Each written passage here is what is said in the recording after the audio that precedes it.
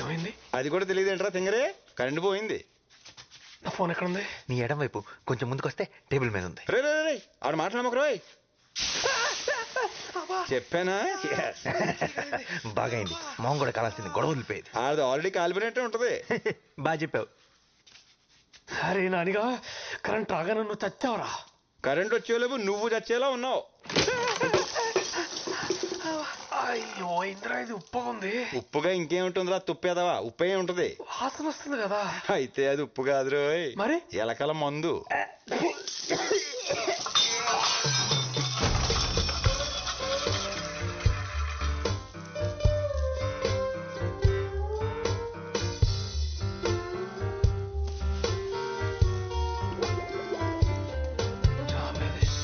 హే నాని, ఏడు తీయొద్దురా, నువ్వు అలాగే అందంగా ఉన్నావు.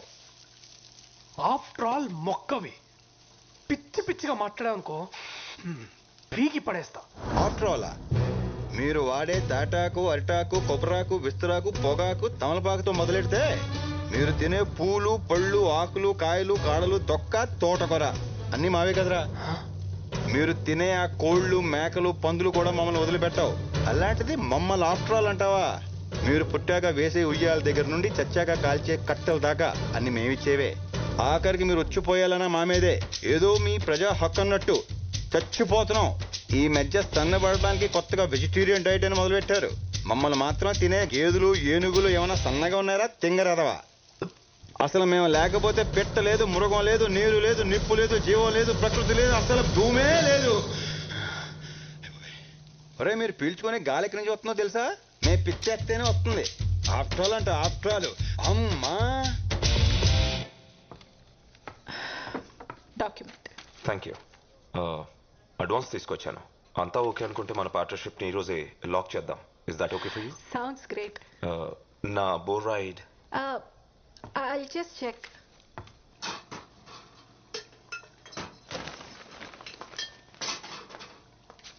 అరే మేడం, మీరు మళ్ళీ ఎందుకు వచ్చారు? ఇప్పుడే కదా చెప్పాను.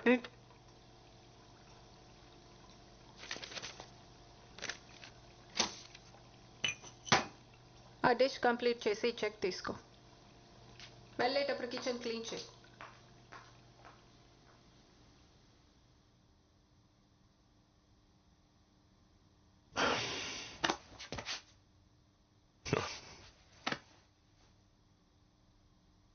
Phone.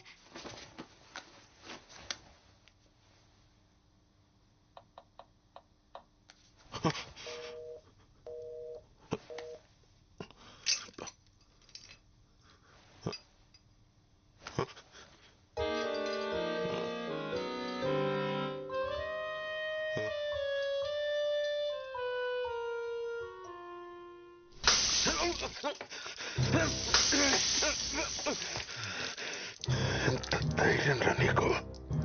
Don't you dare. Sir చెప్తే నీకు అర్థం కదా.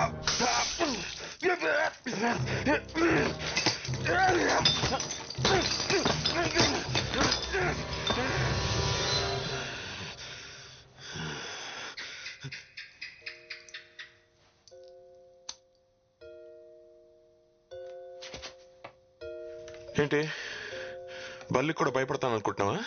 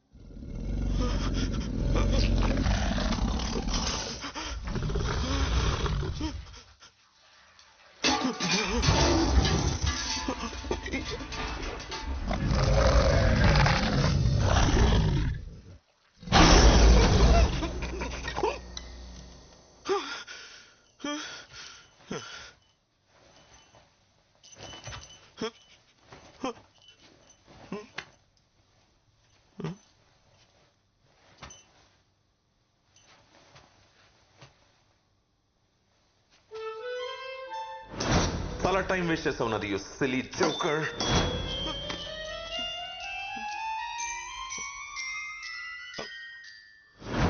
ఓకే ఓకే, నువ్వు కూడా మంచి మెజిషియన్ ఒప్పుకుంటున్నాను. ఇప్పుడు నేను వెళ్ళిపోవచ్చా?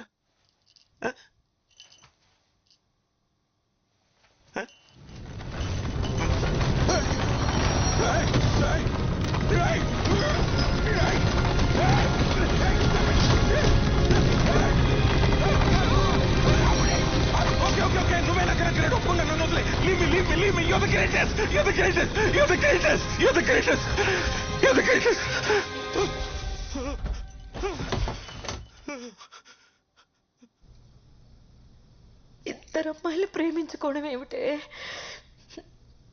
సృష్టికి విరుద్ధం. పాపం చుట్టుకుంటుంది. చూడండి ఆంటీ, అందరూ రైట్ హ్యాండ్తో రాస్తారు, కానీ కొంతమంది మాత్రం లెఫ్ట్ హ్యాండ్తో రాస్తారు.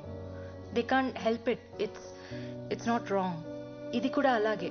మనలో కలిగే బయాలజికల్ చేంజెస్ మనల్ని ఒకే జెండర్కి అట్రాక్ట్ అయ్యేలా చేస్తాయి.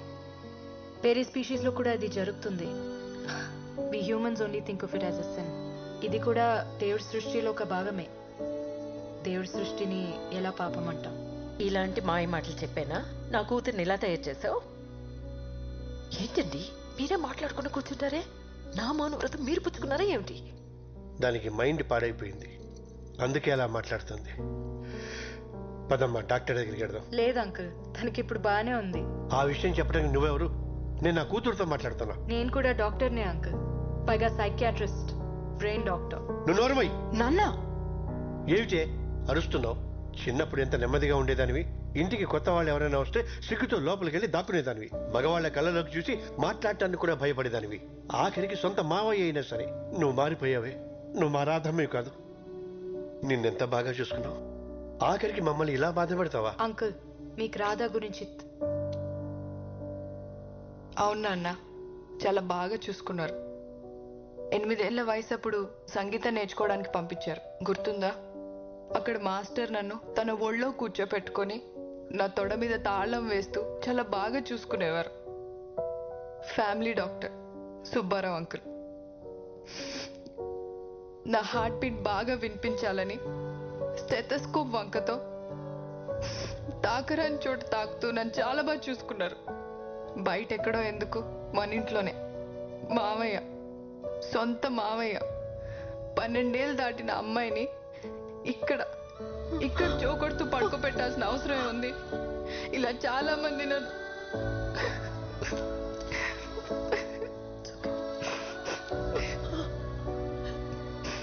ఈరోజు చెడింది నీ మౌనవ్రతమే కాదమ్మా, నాది కూడా. మరి ఇన్నాళ్ళు ఈ విషయాలేవి మాకు చెప్పలేదేంట్రా? ఆ వయసులో ఏం జరుగుతుందో అర్థం కాలేదు. చిన్నప్పుడు చెప్దామంటే చదువు మాన్పించేస్తారని భయం, పెద్దయ్యాక చెప్దామంటే పెళ్లి చేసేస్తారని భయం. అందుకే అందరికీ దూరంగా సిటీకి వచ్చేసాను. కానీ ఇక్కడ కూడా చచ్చిపోదాం అనుకున్నాను, తనే ఆపింది. డిప్రెషన్లో ఉండి స్లీపింగ్ పిల్స్ కోసం ఎవరైనా వస్తే ప్రిస్క్రిప్షన్ కోసం నా దగ్గరికి పంపమని మా ఫార్మసీ వాళ్ళకి చెప్పా. అలా సూసైడ్ చేసుకుందామని వచ్చిన వాళ్ళలో నిరాధ కూడా ఉంది. తన గురించి తెలుసుకోవాలనే డిన్నర్కి తీసుకెళ్ళా. తన బాధని చెప్పుకోవడానికి ఒక రాత్రంతా సరిపోలేదు. చాలా కౌన్సిలింగ్ తర్వాత ఒక నార్మల్ స్టేజ్కి తీసుకురాగలిగాను. తనలో ఉన్న భయాన్ని పోగొట్టగలిగాను. కానీ మగాళ్ళంటే అసహ్యం మాత్రం తన మనసులో పాతుకుపోయింది. ఒక మగాడు షేక్ హ్యాండ్ ఇచ్చినా తన వంటి మీద గొంగ్లి పొరుగు పాకినట్టు అనిపిస్తుంది. రాధాకే కాదు, చాలా మంది పిల్లలకి చిన్నతనంలో జరిగిన ఇలాంటి ఇన్సిడెంట్స్ వల్ల ఫ్యూచర్లో చాలా సైకలాజికల్ ప్రాబ్లమ్స్ వస్తాయి. చిన్నప్పుడే పేరెంట్స్ పిల్లలతో ఓపెన్గా మాట్లాడితే ఇలాంటి సిచ్యువేషన్స్ ఎవరికి రావు.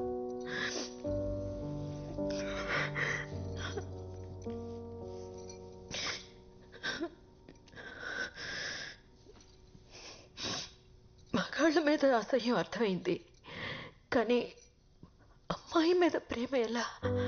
నా విషయంలో జెనెటిక్స్, రాధా విషయంలో తనకి జరిగిన ఇన్సిడెంట్స్ మాలో ఓరియంటేషన్ మార్చాయి. కానీ ఇవన్నీ ఎలా పాసిబుల్ అవుతాయమ్మా? అవుతుంది నాన్న. ప్రపంచంలో కొన్ని వేల జంటలు మాలాగే కలిసి జీవిస్తున్నారు. మరి పిల్లలు?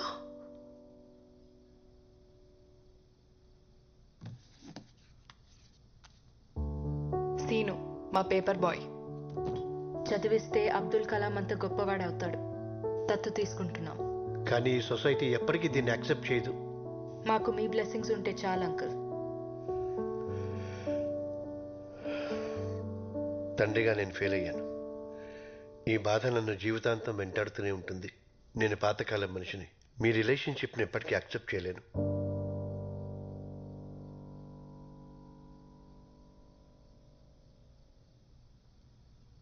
తనకు నువ్వేం చెప్పావు?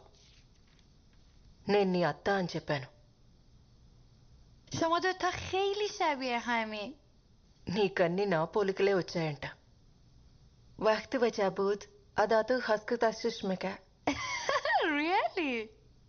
నీకు నేను టైం మిషన్ కనిపెట్టడం ఇష్టం లేకపోతే దానికి తెలుగు రాదు.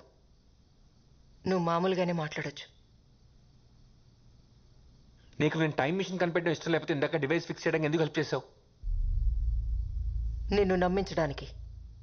నాకు పర్షియన్ ఎలా వచ్చు? నువ్వు దీనికోసం నేర్చుకున్నావు. ఇంకా చాలా చేశావు. కానీ నీ గురించి నిజం తెలియగానే ఇది నిన్ను వదిలేసి వెళ్ళిపోతుంది. చాలా బాధపడతావు. టైం మెషిన్ కనిపెట్టడానికి ఇంకో 20 years కష్టపడతావు. నీకు పర్సనల్ సోషల్ లైఫ్ ఏదీ ఉండదు. ఫైనల్గా ఇలా అవుతావు. టైం మిషన్ కనిపెట్టకపోతే నా అమ్మ నాన్న మన అమ్మ నాన్న ఎలా కలుసుకుంటాం? కనిపెట్టి ఉపయోగం లేదు. కాసేపట్లో వాళ్ళు చనిపోతారు.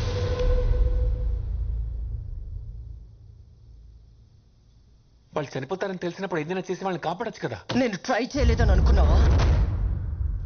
కొన్ని 100 సార్లు చేశాను. నేను ఆపిన ప్రతిసారి ఇక్కడ ఉన్న ఎవరో ఒకరి వల్ల వాళ్ళు చనిపోతున్నారు. వీళ్ళెందుకు అమ్మ నాన్న చంపుతారు? డైరెక్ట్గా కాదు. ఇంకొక గంటలో ఇక్కడున్న వాళ్ళు బయటకు వెళ్ళి చేసే పనులు మన అమ్మా నాన్న చావుకి కారణం అవుతాయి. You know the butterfly effect. అయితే నేను వాళ్ళని కాపాడుకోవడానికి ఏం చేయలేనా? ఒక ఆప్షన్ ఉంది.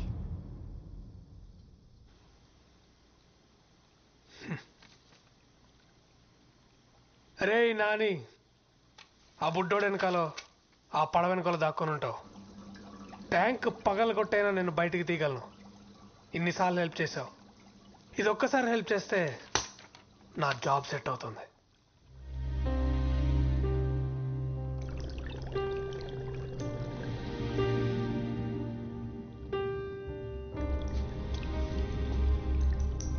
No hard feelings bro. సరేరా, చంపుదామని ఎలాగో ఫిక్స్ అయిపోయావు కాబట్టి ఒక చివరి కోరిక. వాడెవడో యూట్యూబ్లో చెప్పినట్టు కాదు, నేను చెప్పినట్టు ఉండరా. ఇద్దరం కలిసి ఒక్క లాస్ట్ పర్ఫెక్ట్ డిష్ ఉండదాం. అబహ, నువ్వు ఎక్వేరియం ఫిష్వి, నిన్ను ఎలా ఉండేస్తాడు? వాడికి అంత తెలివి ఉంటే ఎప్పుడో ఉద్యోగం వచ్చి ఉండేది. ఏంట్రా జోక్ చేస్తున్నాను అనుకున్నా? మా నాన్నగారు నిజంగానే చంపేద్దాం అనుకున్నారా ఏంటి? ఇట్స్ ఓకే రా చెంటి, పర్లేదు. నువ్వంటే వదిలేస్తే 100 ఏళ్ళు బతికేస్తావు. నేను బతికేదే 10 ఏళ్ళు. అది ఈ ఫిష్ ట్యాంక్లో మ్యాక్సిమం 4 ఏళ్ళు. ఈ బుడ్డోడిని తిట్టుకుంటున్నావు, నీతో గొడవ పడుతున్నావు, బతకాలి. ఏదో ఒక రోజు పైకి వెళ్ళిపోయాక బాడీని తీసుకెళ్లి చెత్తపుట్లో పడేస్తారు. ఎవరికి ఉపయోగం లేకుండా అలా చావడం కంటే ఇలా అయితే కనీసం వీడికైనా ఉపయోగపడతా. చచ్చాక నేను ఎవరికి ఉపయోగపడలేదన్న ఫీలింగ్ కన్నా కనీసం ఒకటి ఆకలి తీర్చానన్న తృప్తి అయినా మిగులుతుంది. వెళ్ళు, వెళ్ళి స్టవ్ ఆన్ చేయి.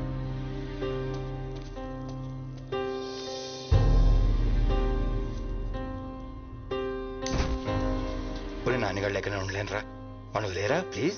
రే చెంటి, నువ్వు ఇంత సెంటి అనుకోలేదురా. I will miss you.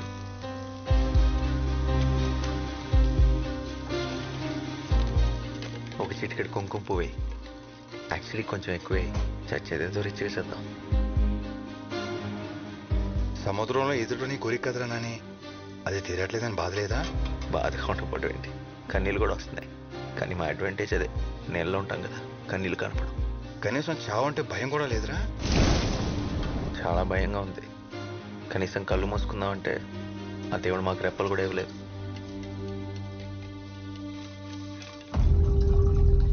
Ray ray ray వద్రా, please రా, వద్రా.